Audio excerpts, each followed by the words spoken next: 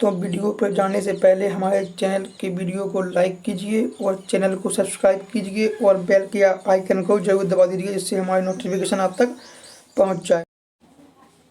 नमस्कार दोस्तों, स्वागत है आपका हमारे वीडियो में। तो आशा करते हैं आप लोग अच्छे से होंगे और आप लोग अपनी पढ़ाई को कंटिन्यू कर रहे होंगे।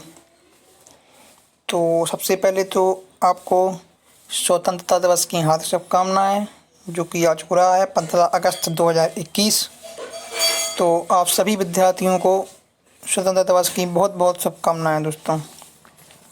तो आज हम वीडियो बनाने जा रहे हैं कि मनोहर मैथ है क्लास 10th का, उसकी एक्सरसाइज 1D, जो कि 1D एक्सरसाइज है दोस्तों। तो उसको हम इंग्लिश में एक्सरसाइज 1D भी कह सकते हैं।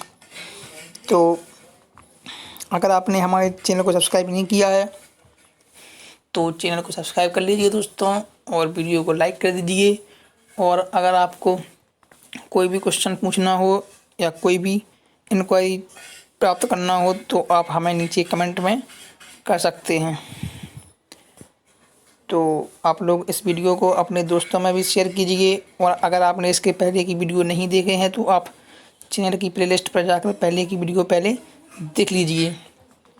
तो यहाँ हम क्वेश्चन, इसके पहले का क्वेश्चन फर्स्ट और सेकंड पहले की वीडियो में दे चुके हैं। तो इसमें हम शुरू करने जा रहे हैं क्वेश्चन नंबर 3 से। तो अगर आपने फर्स्ट और सेकंड क्वेश्चन नहीं देखा है तो आप प्लेलिस्ट पर जाकर वीडियो में जाकर देख सकते हैं दोस्तों। तो चलो बिना समय गंवाए शुरू करते हैं। तो हमें क्वेश्चन दिया गया है दोस्तों कि निम्नलिखित परिमेय संख्याओं में से कौन सी संख्या को शांत दशमलव के रूप में निरूपित कर सकते हैं। तो इसको मैं पिछले की वीडियो में बहुत ज़्यादा डिटेल में बता चुका हूँ, तो इस वीडियो में आपको मैं बता देता हूँ। इसमें थोड़े हम शॉर्ट में बता देंगे, और अगर आपको डिटेल में देखना है तो आप पिछले वीडियो को देख सकते हैं चैनल पर जाकर। तो हमें दिया गया है कि निम्नलिखित परिमेय संख्याओं में से कौन सी संख्याओं को शांत दशमलव के रूप में निरूपित कर सकते हैं। तो सबसे पहले शांत दशमलव के रूप में निरूपित करने के लिए हमें पता है कि हर में 2 या 5 होना चाहिए। अगर हर में 2 या 5 नहीं है, अगर हर में 2 या 5 नहीं है तो वह संख्या अशांत होगी दोस्तों। तो इसलिए हम अगर 2 या 5 हैं तो वह संख्या शांत दशमलव होता है। तो जैसे हमारे पास 1/20 है तो इसे हम लिख सकते हैं 1/2 की घात 2 गुणा 5। तो इसमें दोस्तों हमसे पूछा गया है कि कौन सी संख्या को शांत दशमलव के रूप में निरूपित कर सकते हैं। तो इसका हमारा आंसर यही हो जाएगा कि हम इस पहली संख्या को शांत दशमलव के रूप में निरूपित कर सकते हैं। तो एक क्वेश्चन नंबर पहले का पहला है, तो इसे हम ऐसे लिख सकते हैं। अब सेकंड क्वेश्चन है 1/27। पहले मैं इन सबको सही से लिख ले रहा हूँ। तो ये हमारा दोस्तों शांत दशमलव हो गया है। तो अब हम क्वेश्चन नंबर सेकंड देख लेते हैं। इसी का हमें दिया गया है कि 1/27। तो अगर हम इसके गुणनखंड करेंगे तो ये होगा 1/3 गुणा 3 गुणा 3। तो इसके अंश में दोस्तों, इसके अंश में हमारे पास 3 ही 3 आ रहा है, और हमारे पास इसके अंश में 2 या 5 नहीं आ रहा है। तो इसे हम अशांत दशमलव कह सकते हैं। तो ये हमारा अशांत हो जाएगा। ठीक है दोस्तों, आई होप आप लोग समझ रहे होंगे। और अगर आपको फिर भी अगर समझ में नहीं आ रहा है तो आप हमारे चैनल की पिछली वीडियो को देख सकते हैं। ये दूसरा था, सॉरी। और अब हम देख लेते हैं तीसरा, जो कि हमें दिया गया है कि 3/5 को। तो इसे हम शांत दशमलव के रूप में लिख सकते हैं, क्योंकि इसमें 5 है। हमने आपको पहले बताया था कि 2 या 5 हमारे हर में होना चाहिए, लेकिन इसमें 5 है तो भी हमारा ये शांत दशमलव हो जाएगा। तो ये भी हमारा शांत दशमलव हो गया। ठीक है दोस्तों। और अब हम देखते हैं क्वेश्चन नंबर 4, जो कि हमें दिया गया है 1/15। तो इसको हमें करना है, तो इसके हम गुणनखंड करेंगे तो ये होगा 3 गुणा 5। तो इसमें दोस्तों 5 तो है, लेकिन इसमें 3 आ गया है। तो अगर इसमें 3 आ जाएगा तो ये हमारा शांत दशमलव नहीं होगा, हमें अंश में 2 या 5 होना चाहिए, जो इम्पोर्टेंस है। तो इसमें 3 आ गया तो यही हमारा अशांत दशमलव हो जाएगा। है हमारा अशांत दशमलव हो जाएगा। आई होप आप लोग समझ गए होंगे। तो अगर आपने हमारे चैनल को सब्सक्राइब नहीं किया तो दोस्तों सब्सक्राइब जरूर कर दीजिए। आप लोग हमारे चैनल को सब्सक्राइब कर सकते हैं, जिससे आपको नोटिफिकेशन हमारे हर एक वीडियो का मिल जाए। तो अब हम देख लेते हैं क्वेश्चन नंबर सेकंड, मतलब 4th क्वेश्चन एक्सरसाइज का, और इस वीडियो का सेकंड क्वेश्चन। तो अब हम देख सकते हैं आगे, ये हमें दिया गया है दोस्तों क्वेश्चन कि √3 माइनस √5 और √5 प्लस √3 के गुणनफल की प्रकृति ज्ञात कीजिए। ये दिया गया है दोस्तों, आप लोग देख सकते हैं। तो √3 माइनस √5 और √5 प्लस √3 के गुणनफल की हमें प्रकृति ज्ञात करना है। सबसे पहले हम इसका गुणा करके देख लेंगे। तो हमें दिया गया है √3 माइनस √5 इसमें √3 और √5 इंटू √5 प्लस √3। सबसे पहले हम इसका गुणा कर लेंगे। तो इसका गुणा हमारे पास ऐसा होता है कि √3 पहले आएगा, फिर इसका कोष्टक में √5 प्लस √3 और इसका कोष्टक बंद, ये हो जाएगा √5 और ये हो जाएगा √5 प्लस √3 के रूप में। तो अब हम इसका गुणा कर लेते हैं जब तक में से। तो अब हम इसका गुणा कर लेते हैं कि √3 में √5 का गुणा होगा तो ये हो जाएगा √15 और इसमें होगा तो ये हो जाएगा +3 और इसमें √5 में √5 का होगा तो ये हो जाएगा -15 और ये हो जाएगा माइनस, ये हो जाएगा √5 का गुणा √5 में होगा तो ये हो जाएगा, ये हो जाएगा हमारा ओनली 5 और इसका होगा तो ये हो जाएगा -15। तो हम इसे √5 को √5 से कैंसिल कर सकते हैं। तो इसे हम √5 को √5 नहीं दोस्तों √15 और √15 को, क्योंकि ये प्लस का ये माइनस का है और इसमें से हम इसे घटा देंगे तो ये हो जाएगा हमारे पास -2। यही हमारा आंसर आ जाएगा। तो इसकी जो इसमें पूछा गया है कि गुणनफल की प्रकृति ज्ञात कीजिए, तो इसकी जो गुणनफल की प्रकृति आएगी वो आएगी परिमेय संख्या, क्योंकि -2 एक परिमेय संख्या है दोस्तों। आई होप आप लोग समझ गए होंगे। अगर आप लोग नहीं समझे तो आप लोग वीडियो को फिर से देख सकते हैं, तो आपको जल्दी समझ में आ जाएगा। तो अब हम क्वेश्चन नंबर इसका 5th देख लेते हैं, जो कि हमें दिया गया है कि इसे हम निकाल लेते हैं पहले। तो ये देख सकते हैं आप लोग 2√45 प्लस 3√20 बटे 3√5 का सरलीकरण कीजिए तथा बताइए कि प्राप्त हुई संख्या परिमेय है या अपरिमेय। तो इसे सबसे पहले हम सरल कर लेते हैं दोस्तों। तो हमें इसे सरल करने के लिए हमें इसमें इसको आगे पहले इसे हम लिख लेते हैं।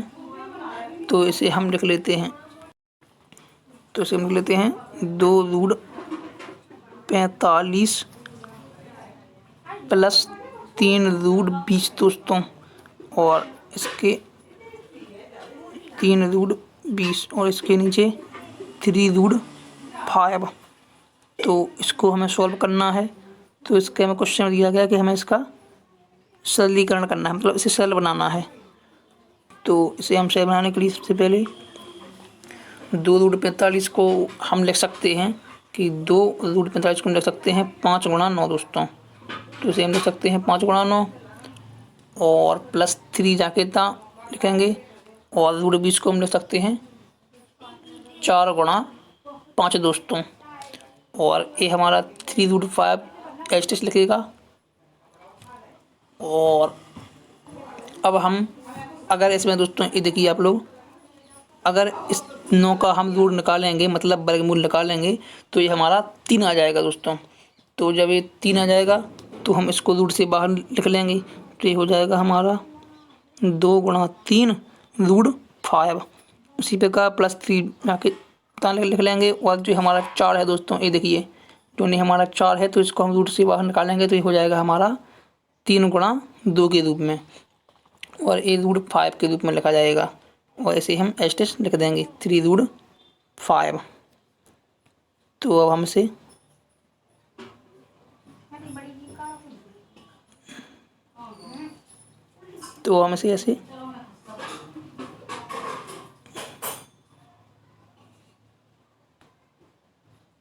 इसे ऐसे लिख लेते हैं।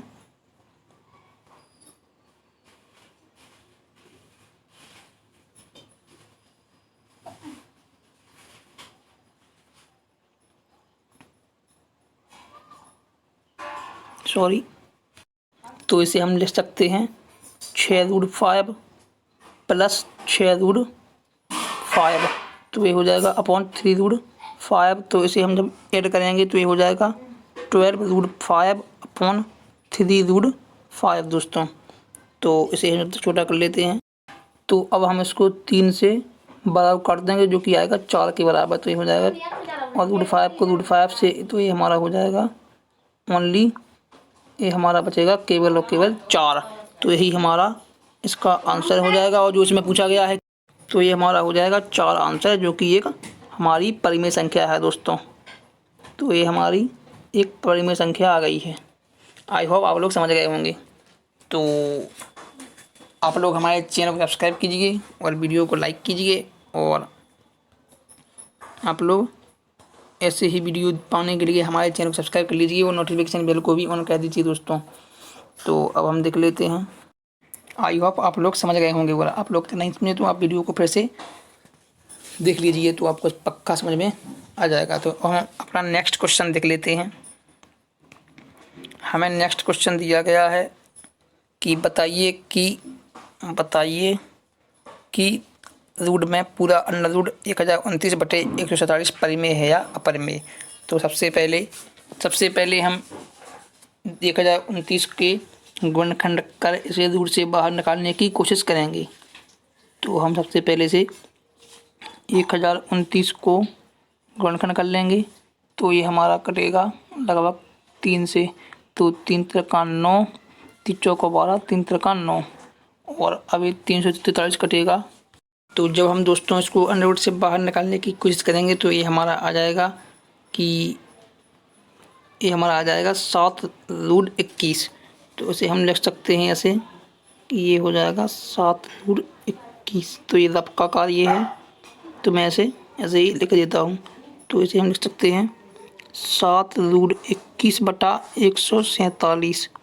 तो दोस्तों इसमें हमारी संख्या रूट में आ रही है और इसका पूर्ण रूप से वर्गमूल नहीं निकल रहा है। तो इस संख्या को हम कह सकते हैं कि ये हमारी अपरिमेय संख्या होगी दोस्तों। क्लियर? तो यह हमारी अपरिमेय संख्या होगी, ये हमारी परिमेय संख्या नहीं होगी, और यही हमारा आंसर हो जाएगा दोस्तों। आई होप आप लोग समझे हो।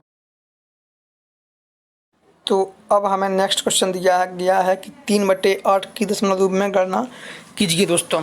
तो 3/8 को हम दशमलव रूप में लिख सकते हैं ऐसे, देखो 3 अपॉन इसका 8 के गुणनखंड करेंगे तो ये होगा 2 की घात 3 हो जाएगा दोस्तों। तो इतना तो आप जानते ही हैं।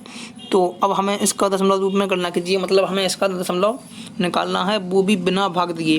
तो इसको सिंपल से यहाँ 2 की घात 3 है तो यहाँ भी 5 की घात 3 कर लेंगे, और अगर आपने अंश में 5 की घात 3 करी है तो आपको 5 की घात 3 यहाँ पर भी करना पड़ेगा।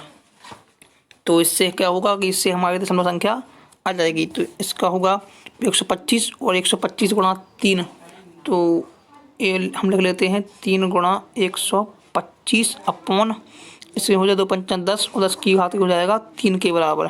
तो इसे हम लिख सकते हैं कि 375/10 की घात 3। तो 10 की घात 3 है, तो इसे हम एक संख्या, इसको 3 संख्या बाद दशमलव लगा देंगे तो हो जाएगा 375। यही हमारा दोस्तों आंसर हो जाएगा। आई होप समझे होंगे। तो इसे मैं एक बार बता देता हूँ कि जो हमें इसमें पूछा गया है कि 3/8 की दशमलव रूप में गणना कीजिए। तो सबसे पहले 3/8 को हम 2 गुणा 3 के रूप में लिख सकते हैं 8 को। तो इसमें हमें यह तो मालूम चल ही गया कि यह हमारी शांत संख्या है। तो अब इसमें क्वेश्चन में पूछा गया है कि इसको दशमलव रूप में गणना कीजिए। तो इसके लिए हमें 3/2 की घात 3 को गुणा 5 की घात 3, जितनी दोस्तों घातें 2 की यहाँ हैं उतनी घातें हमें इसमें 5 की घात का गुणा नीचे करना पड़ता है। और अगर हमने इसमें 5 की घात 3 का गुणा नीचे किया है तो 5 की घात 3 का गुणा ही हमें इसमें ऊपर भी करना पड़ेगा। और 5 की घात 3 का जब हम गुणा करेंगे तो जो हमारी संख्या आएगी, जैसे कि हमारी संख्या आज 125 आई है, तो 125 का गुणा हम 3 में करेंगे तो ये हमारी संख्या आई 375। ठीक है दोस्तों, और इसमें 2 की घात 3 है और ये 5 की घात 3 है, तो इसका 2 की घात और 5 की घात 2 गुणा 5 को आप कर देंगे तो 10 हो जाएगा। और इसमें हमें 3 हम इसे लिख सकते हैं, तो 3 के बाद 375 ये हो गया, और 375 10 की घात 3, तो इसमें जब हम इसका दशमलव प्रसार निकालेंगे तो ये हमारा होगा 0.375। तो यही हमारा आंसर हो जाएगा दोस्तों। ठीक है, तो अब हम नेक्स्ट क्वेश्चन देख लेते हैं। तो अब हम वीडियो को इसी पर समाप्त करते हैं। आशा करते हैं आप लोग समझ गए होंगे। तो आप लोग हमारे चैनल को सब्सक्राइब जरूर कर लीजिए दोस्तों, और अपने दोस्तों में भी शेयर कीजिए हमारी वीडियो को। और आप लोग जल्द से जल्द हमारे 1000 सब्सक्राइब करवा दीजिए, तो मैं आपको उसका एक ऑफ़र दूंगा दोस्तों। तो मिलते हैं आपसे अगली वीडियो में, तब तक के लिए धन्यवाद। घर पर रहिए, सेफ रहिए, हाथ धोते रहिए और कोरोना से बचते रहिए, और बिना वजह घर से बाहर मत निकलिए। तो मिलते हैं आपसे अगले वीडियो में, तब तक के लिए धन्यवाद। जय हिंद, बाय बाय दोस्तों।